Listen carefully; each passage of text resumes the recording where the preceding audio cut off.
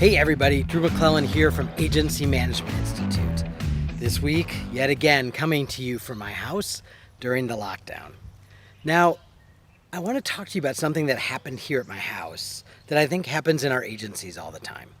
So, I bought a brand new house in November, a brand new build, so there were no trees or anything in the yard. So, when spring came, I hired a landscaping company to help me envision what the yard might look like and begin to plant some of the plants and trees that we decided would make sense.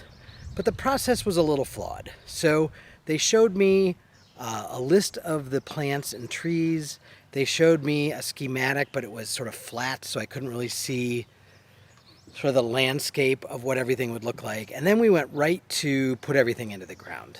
So I'm standing here next to a tree that I thought was going to be 7 to 8 foot tall.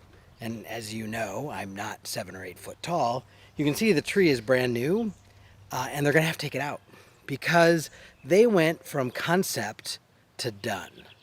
As opposed to allowing me to participate in the process along the way, where in this example, I got to see the tree before they put it in the ground. And I would have said, no, I want a much taller tree. That's what we talked about.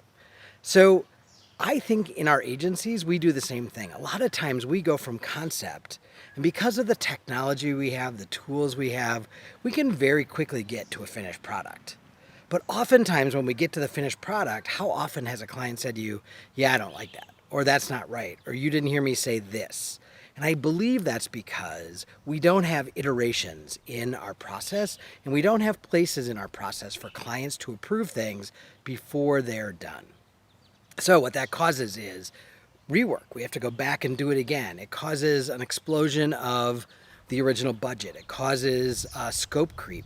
It causes all kinds of things. When I started in my career many moons ago, and I know it's going to make me sound like a caveman, but we didn't have computers. And so we had to do everything by hand. So we literally, the art director would take a board and draw whatever we were doing, whether it was storyboards or a print ad or whatever it is. And the headline would be written, handwritten by the way, and then the body copy would just be a bunch of squiggles, and the photograph or the visual would be sort of penciled in. But all along the way, the client got to see the evolution of the work we were doing. And so that allowed us to catch where we were off before we were done, or before we thought we were done.